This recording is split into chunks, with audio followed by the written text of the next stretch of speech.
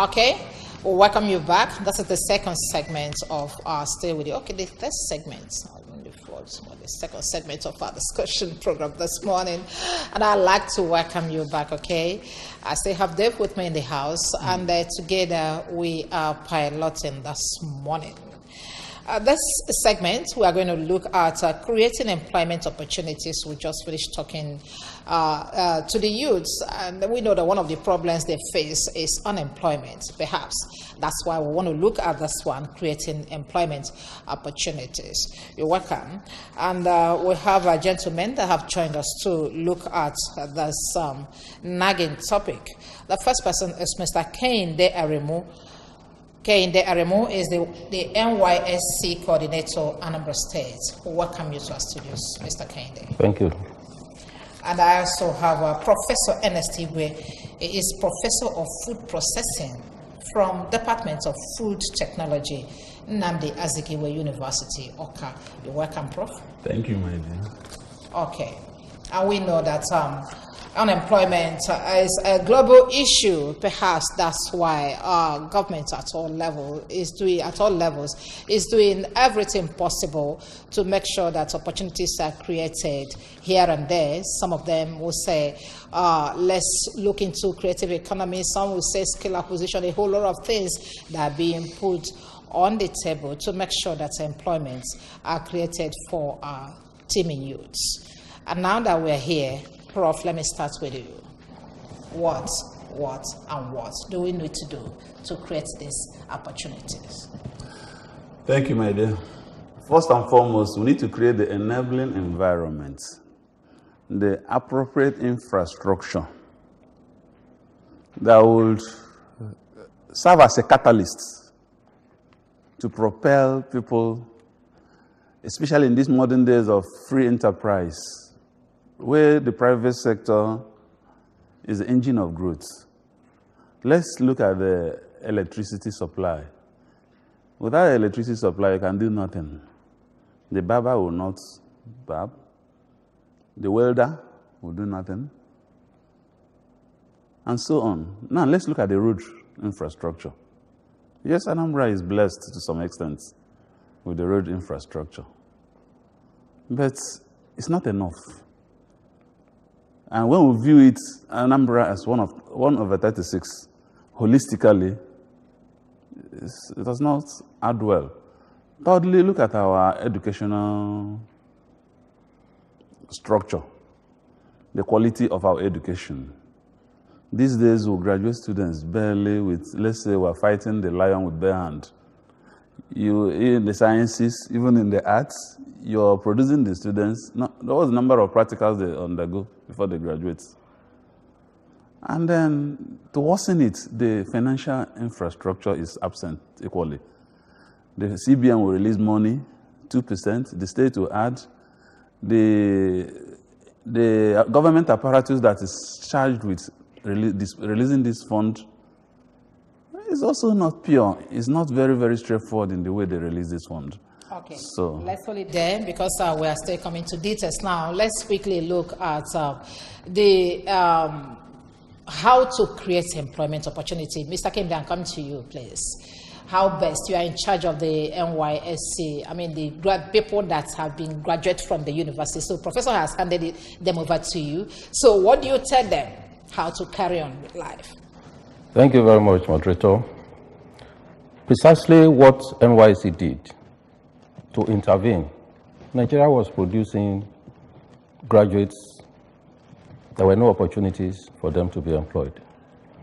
So in 2011, the NYSC wrote a memo to the head of service to ask that NYSC become, we add employment generation, skill acquisition training to our curriculum. That was approved. And precisely in 2015, NYSC started the Skill Acquisition and Entrepreneurship Development Program, whereby we had, because of the dysfunctional educational system in Nigeria, graduates were graduating, and they weren't going anywhere.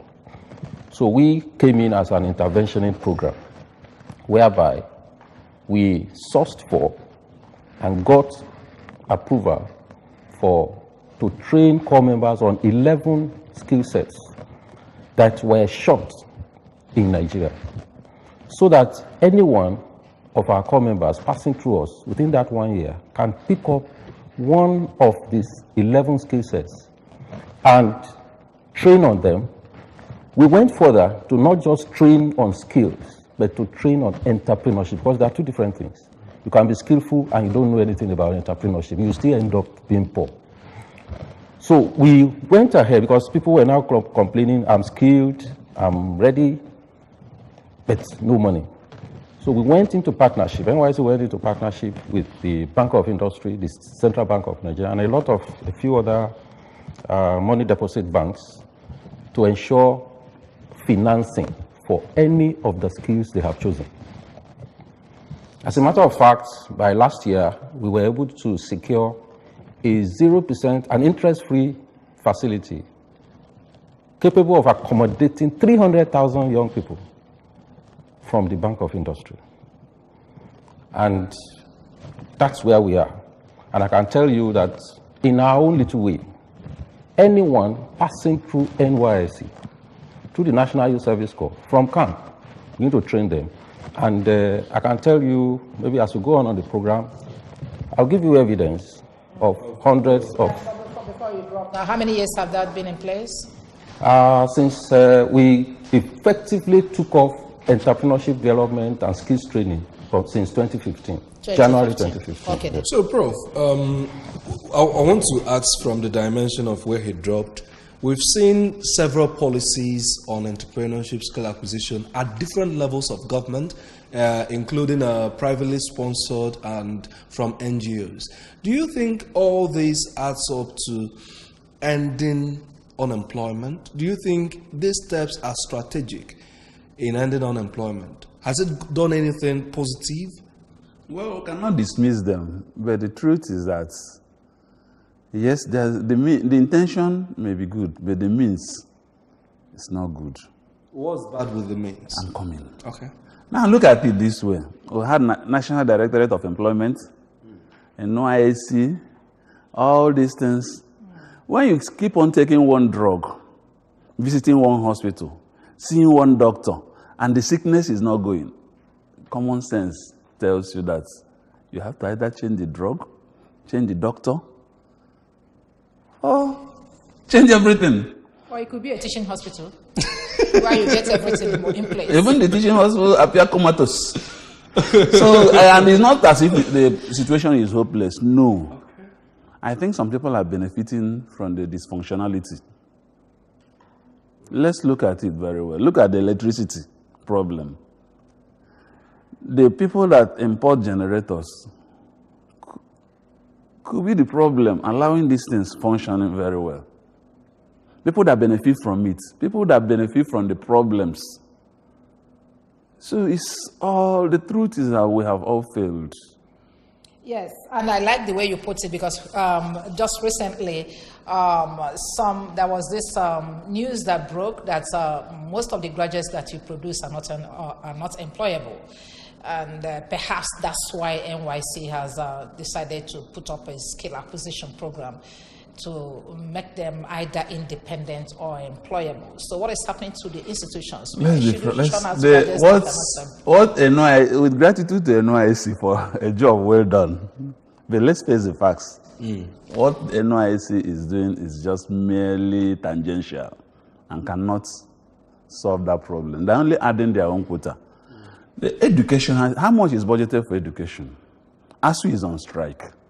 1.1 trillion naira to improve the educational sector. The last time 220 billion was released. Now we are being promised 20 billion. And even when this money is released, the efficiency of utilization by the university and the tertiary institution administrators. So you see, I don't know. We need to go back to the drawing board. Who's drawing board? Yes, who's drawing board? Let's come back to you. Who's drawing board? With due respect to the university system, I believe some Nigerian, I'm a product of a Nigerian university, or the Nigerian university system. And I say with all sense of humility I have always been employable. As a matter of fact, I got jobs. I only opted for this one I'm doing when I started. But the truth is that the public sector can never take up all the graduates of Nigeria. And even if we talk about the entrepreneurship, there are definitely people that no matter how you prompt them, no matter how you deal with them, they can't even do business. They will still go to the public sector or to be employed. But going back to your question, the type of job we do is to give hope. And I stand to give hope that I'm in a position to know that it is possible for the 300,000 core members that we churn out every year to be engaged after their 12 months sojourn with us. How do I know this? The only problem we've been having is a typical core member is very passionate about that certificate. And the certificate is our collateral. It's the collateral. No money is required. They have access to millions of naira warehoused in the Bank of Industry to give to them. So I think, one, I agree we need to do more. We need to educate those. I want to speak on within the context of the NYSC's intervention. We need to do more to speak to the core members and convince them that you can part with that certificate just for about 2 years. By when you would have made your money and you can retrieve your certificate back, you pay back the money. I know people that paid back their money in 2 years. As collateral? Yes. So you still collect collateral from the students that are just graduating from school to assess the finances after giving them the certificate of national service is the collateral. So that in a sort of saying, you burn the bridge. Burn the bridge in the form of when you don't have your certificate of national service and you have accessed the Bank of Industry loan that NYSC facilitated for you, you are not likely, you are not even qualified to have a paid employment anymore. Okay. Because you can't be employed this again. program is interactive, and I would like perhaps anybody that has passed through NYSC from 2015 down, who has assessed loan from this Bank of Industry after acquiring these skills, to please call in and confirm with us. But before then, let's get to the streets. We'll talk to some people. Let's hear what they say. The ways government can actually create job opportunities. First off, they need to encourage the private sector, because most of the time, Nigerian private sector is actually monopolistic, where it's just one person running a particular sector, from cement to construction to real estate. But then they need to encourage more people to go into the private sector and support them. And this way, they can actually employ more people while they make profits. Because in a monopolistic society, it's difficult for other organizations to thrive when it's just one that is leading. And then also, the government needs to seek ways to encourage the youth to look into non-academic job opportunities, not the ones that they have to just get with their certificates. There are many other jobs you can get with, even after learning vocational trainings and learning different kind of skills, from events management to even music, entertainment, and even sports. The government that wants to alleviate unemployment should be able to invest in infrastructure development and education. In education especially, there are a lot of dilapidated institutions in our country, and the quality of our graduates is depleting on a daily basis. So I think if the government invests more in education, it will improve the quality of education of our graduates and also open their minds to greater opportunities. If the government also invests in infrastructures, there are a lot of decaying institutions. Old companies like the ceramic industries, the textile industry are all almost defunct in our country. If the government invests in these things, it will widen the opportunities for job creation. It's the duty of the government to make the environment, to create an enabling environment so that the foreign investors to come into Nigeria and invest. When they invest, they build more companies, and at the same time, they employ youth. And when they employ youth, the government is indirectly creating jobs. If you visit all these villages or towns, there are most of the towns that don't have hospitals. Government can still create maybe health centers for them. then the youths or masses will benefit from it. There are several avenues on how government can create job opportunities for the youths. Through enacting policies that will, empower the youths through entrepreneurial skills, through entrepreneurial studies, and again, giving them stipends to start their own business. Government should create industries for the masses that will help the youths. Keep them busy doing their jobs. The government should employ them first. They should build areas like farming, cultivating, and piggery, animal husbandry, and some other areas. This can give them the opportunity of working. They may be employed as part-time workers, say like PTA working staff for the time being. If the government can then be opportunity to give opportunity for those people who are now working, they may be fully employed in that aspect. Okay, welcome back.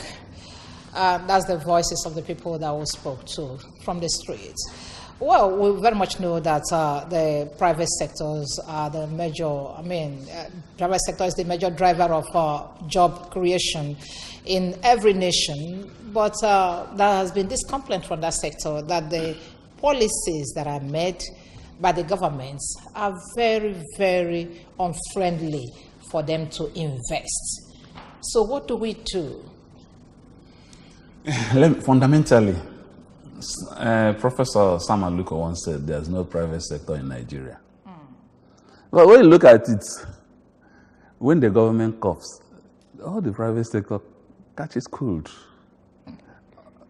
80 to 90 something percent of the private sector depends on government contracts.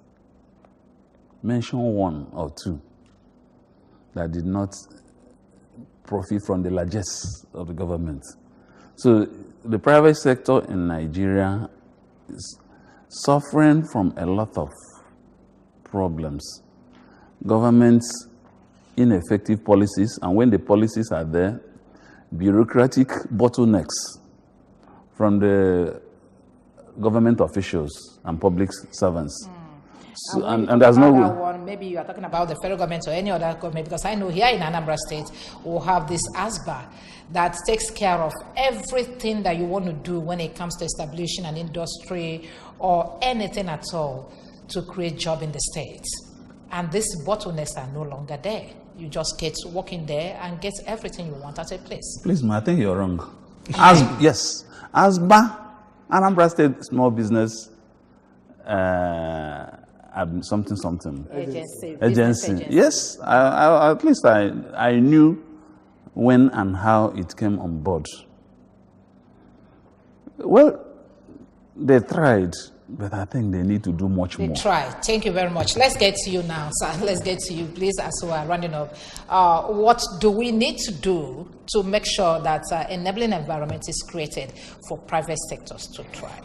Thank you. Let me pick it up from the ASBA experience. I've been here for some time, and I think ASBA is a model that I will recommend for other states to get the private sector deeply rooted and to kickstart real private sector, especially SMEs, to really get their feet.